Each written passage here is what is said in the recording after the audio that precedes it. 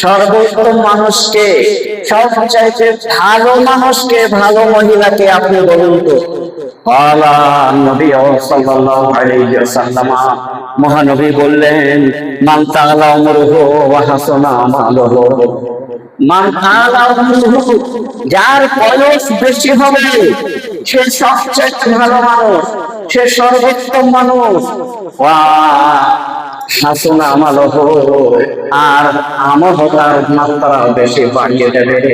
আগে যে আমল করতো তার চেয়ে অধিক মাত্রায় আমল বাড়িয়ে দিল এই সর্বোত্তম মানুষ।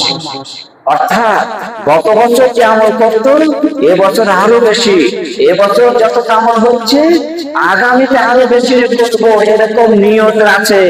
এই লোকগুলো হচ্ছে পৃথিবীর মধ্যে সেরা মানুষ। এর চাইতে ভালো মানুষ পৃথিবীতে খুঁজে পাওয়া যায় না। ওই সাহাবাটাই আবার পুনরায় জিজ্ঞেস করলেন, ইয়া রাসূলুল্লাহ, দয়ার নবী বলুন তো, আইয়ুন নাস সব থেকে খারাপ মানুষকে, সব থেকে নিম্ন স্তরের মানুষ কারা বলুন? তখন দয়ার নবী আমার বললেন, মান তাআলা উমরুহু, যার বয়স বেশি হবে, ওয়া সামালুহু, আর তার বদ আমলও বেশি।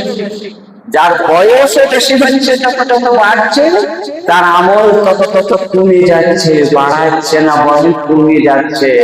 হাঁটুয়ে ব্যথা, পায়ে ব্যথা, মাথায় ব্যথা, মাথায় ব্যথা, বিভিন্ন রকমের অজুহাত দেখিয়ে, বিভিন্ন রকমের ছলনা দেখিয়ে, বিভিন্ন রকমের বাহানা দেখিয়ে, বিভিন্ন রকমের ওষুধ দেখিয়ে সে আরো কমিয়ে দিচ্ছে ইবাদত। এ হলো পৃথিবীর মধ্যে সব থেকে নোংরা মানুষ। এর মৃত্যু হয়ে জাহান্নাম চলে যাবে, জান্নাত পাবে না।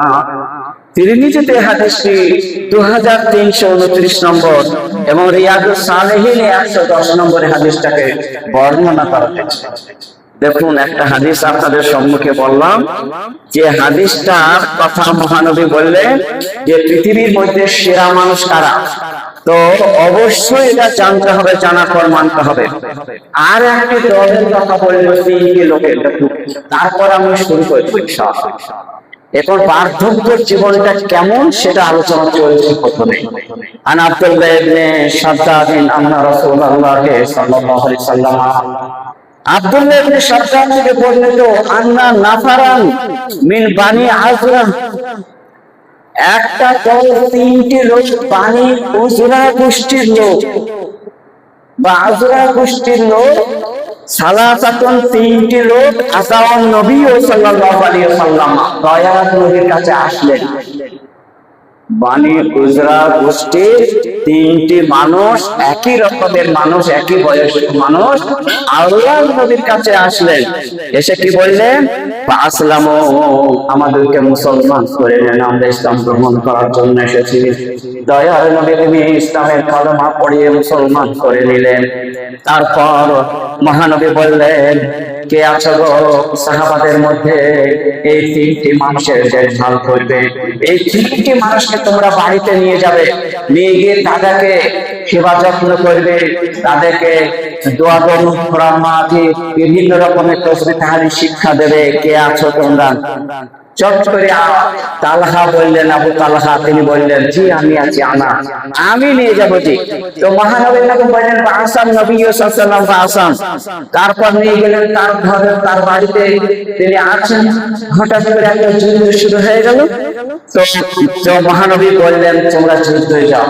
তো এক ব্যক্তি যুদ্ধে গেল, পাড়ায় তো দেখলাম ওই যুদ্ধে গিয়ে ওই ব্যক্তি মারা গেল, শহীদ হয়ে গেল। 1-2 সপ্তাহ নাই হতে একটা যুদ্ধ চলে আসলো, আর চট করে 3জন ব্যক্তির মধ্যে একজন যুদ্ধ দিয়ে শহীদ হয়ে গেল। আবার কয়েক সপ্তাহ মধ্যে আবার একটা যুদ্ধ আসলো, আর সে দ্বিতীয় মানুষটা গিয়ে যুদ্ধ শহীদ হয়ে গেল। তৃতীয় মানুষটা কিন্তু বাড়িতেই থাকলো। তারপর মারা গেল কয়েক সপ্তাহ পর, তৃতীয় মানুষটাও মারা গেল। তাহলে 3টি লোক একসঙ্গে ইসলাম কবুল করেছিল, আর তিন টাইমে মারা গেল। একজনের প্রথমে মারা গেল 1 সপ্তাহ 2 সপ্তাহের মধ্যে, আর একজন আরো 2-3 সপ্তাহ পর মারা গেল, আর একজন বেশ কয়েক মাস পর মারা গেল, প্রায় বছরের ধাক্কায় সে মারা গেল। আর সে ব্যক্তি মারা গেল প্রায় মাইয়াতালা ফিরাসিহি, আর সে বিছানায় মারা গেল। মানে সে জিহাদে নয়, যুদ্ধ করতে নয়, সে বাড়িতেই মারা গেল, নিজের বাড়িতে। ফারাইতুল মাইয়াতালা ফিরাসিহি আমামাহু, আবু তালহা স্বপ্ন দেখছেন যে এরা 3 জনাই জান্নাতে চলে গেছে। তারপর স্বপ্ন দেখলেন আবু তালহা 3 জনাই জান্নাতের মধ্যে ওরা ঘোরাফেরা করছে, কিন্তু যে শেষে মারা গেল বিছানাগত হয়ে, ওই লোকটার আগে কেউ যেতে পারছে না। ওই লোকটা জান্নাতে আগে ঢুকছে, ওই লোকটা জান্নাতের কর্ম করে আগে যাচ্ছে, ওই লোকটা জান্নাতের আগে আগে যাচ্ছে, এরা কিন্তু তার পরে পরে যাচ্ছে। আমি আশ্চর্য হয়ে গেলাম। আবু তালহা বলছেন আমি আশ্চর্য হয়ে গেলাম, যে লোকটা শহীদ হয়ে গেল বিনা হিসাবে জান্নাতে যায়, আর সেই সবারই পিছনে আছে। আর যে লোকটা দ্বিতীয় অবস্থানে শহীদ হলো সে মাঝখানে আছে। আর যে লোকটা লাস্টে মারা গেল, শেষের দিকে বাড়িতে মারা গেল, যুদ্ধ নয়, শহীদ হয় নাই, এই লোকটা আগে আগে জান্নাতে ঘোরাফেরা করছে দেখলাম। আমার আশ্চর্য হয়ে গেল, সন্দেহ হয়ে গেল। তাই মহানবীর কাছে কি বললাম, ইয়া রাসূলুল্লাহ, ইয়া হাবিবাল্লাহ, ওগো দয়ার নবী বলুন তো, আমি আজকের স্বপ্ন থেকে একটা আশ্চর্য হয়ে গেলাম। ওই 3 জন বন্ধু যাদেরকে আল্লাহ আপনি বলেছিলেন, আমার দায়িত্ব দিয়েছিলেন, আমি তাকে রেখেছিলাম, কিছুদিনের মধ্যে পরপর 3 জনাই মারা গেল, 2 জন শহীদ হয়েছে, আর একজন বিছানাগত। কিন্তু বিছানাগতটাই দেখছে ওদের মরণ হয়েছে, ওদের নেতা হয়ে আগে আগে ওই জান্নাতে যাচ্ছে। ওই মর্যাদাটা এত বেশি আছে যে লাগানি পাচ্ছে না এরা 2 জন, কিন্তু জান্নাতে 3 জনাই গেছে, কিন্তু ও লাগান পাচ্ছে না, কারণটা কি? তখন মহান বলছে কিছুই তো কারণ না, তো সহজ কথা। লাইসা আবাদু আফজালিন আল্লাহি মিন মুমিনিন ইউআম্মারু ফিল ইসলাম। মহানবী বললেন ইসলাম কবুল করার পরে যে ওই লোকটা 2 সপ্তাহ পর মারা গেল, সে তার ইবাদত বন্দেগী আর করতে পারল না। আবার কিছুদিন পর যে লোকটা মারা গেল, তার ইবাদত বন্ধ হয়ে গেল, তার আর ইবাদত আর পৌঁছায় না। তৃতীয় মানুষটা যে বহুদিন পর মারা গেল, ওই লোকটার ইবাদত বন্দেগী, তার সালাত, তার সিয়াম, তার যাকাত, তার এগুলা কোথায় যাবে? তাই মহানবী আমার বললেন তাসবিহি ওয়া তাকবীরিহি ওয়া তাহলিলিহি ওয়া তাহলিলিহি ওয়া তাহমিদিহি। এই লোকটা যে কত তাসবিহ পড়েছে, কত নামাজ পড়েছে, কত রোজা রেখেছে, কত লা ইলাহা ইল্লাল্লাহ বলেছে, কত আল্লাহু আকবার বলেছে, কত আলহামদুলিল্লাহ বলেছে, হায় এই গুনার সমকক্ষ কি করে হতে পারে? ওটা আগে বন্ধ হয়ে গেছে। তো বোঝা গেল যে লোকটার বয়স বেশি হবে আর আমলও বেশি হবে, সে লোকটা জান্নাতে আগে যাবে। এটাই থেকে হাদিস থেকে প্রমাণ পাওয়া গেল। আবু ইয়ালা হাদিস 634 নম্বর এবং মুসনাদে আহমদে 1401 নম্বর হাদিসটি। তাহলে আমরা পেলাম যে অবশ্যই অবশ্যই দেখুন যে যেমন হবে মারা গেছে 3 জনাই জান্নাতবাসী হলো, কিন্তু মর্যাদার দিক দিয়ে 3 জন 3 রকমের হলো। যে লাস্টে মারা গেল সে ফার্স্ট জান্নাতে কি পৌঁছে আছে। তাহলে আমরা বুঝতে পারলাম যে অবশ্যই অবশ্যই ভালো কাজ বেশি করতে হবে, ভালো কাজের মাত্রা যত বয়স বৃদ্ধি পাবে তত বাড়াইতে হবে, এটা মহানবী বললেন। আর একটা হাদিস বলি, আমি অন্য লাইনে যাব। উবাইদ ইবনে খালিদ থেকে বর্ণিত, রাসূল সাল্লাল্লাহু আলাইহি ওয়াসাল্লাম 2 লোকের মধ্যে আখনা বাইনা রাজুলাইনি, 2 মানুষের মধ্যে বন্ধুত্ব করে দিলেন, গাঢ় করে ভাইচারাকি করে দিলেন। ওই 2 জনের মধ্যে একজনা শহীদ হয়ে গেল, দ্বিতীয় জনা 1 সপ্তাহ পর মারা গেল। একজন আগে মারা গেল, একজন 1 সপ্তাহ পর মারা গেল। মহানবী 2 জনারই জানাজার নামাজ পড়াইলেন, আর সাহাবারা সবাই পড়লেন।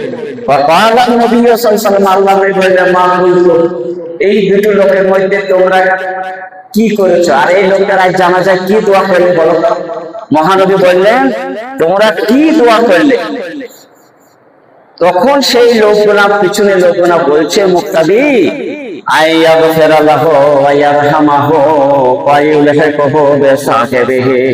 আমরা দোয়া করেছি আল্লাহ এর গুনাহগুলোকে সব ক্ষমা করে দাও, মাফ করে দাও, এর উপরে তুমি রহম বর্ষণ করো।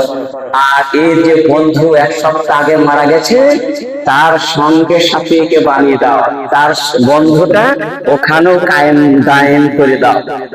ফাকালান নবী সাল্লাল্লাহু আলাইহি ওয়াসাল্লাম, তখন মহানবী আমার বললেন ফাইনা সালাতুহু ওয়া সিয়ামুহু, এই যে মারা যাওয়ার পর 1 সপ্তাহ যে নামাজগুলো পড়েছে, 1 সপ্তাহ যে রোজা রাখলো, 1 সপ্তাহ যে তাসবিহ তাহলিল করলো, 1 সপ্তাহ যে কোরআন মাজিদ তেলাওয়াত করলো, কোথায় গেল এই নেকিগুলা?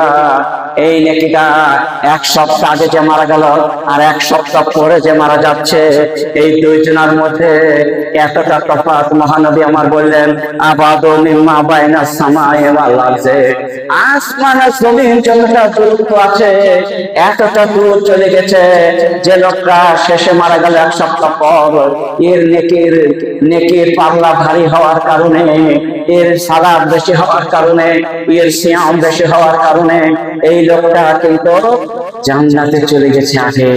আর ওই লোকটার এখন হিসাব চলছে কখন যাবে। ও জান্নাতে যাবে, তবে ওই বহু দেরিতে যাবে। তাহলে বোঝা গেল যত বয়স বাড়বে তত ইবাদত বাড়াইতে হবে, পুরুষ হোক চাই নারী হোক। আর এই সময় মানুষ ইবাদত বন্দেগী কম করে গো, খুব সাবধান। 3খানা রওয়ায়াতের সহিহ হাদিস আলোচনা করলাম। এই হাদিসটা মুসনাদে আহমদে 2524 নম্বর হাদিস, অর্থাৎ 2524 নম্বর হাদিস।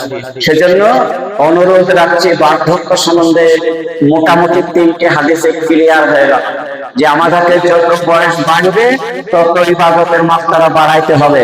এটা আমরা আজকের হাদিসে পেলাম, তো অবশ্যই বাড়াইতে হবে।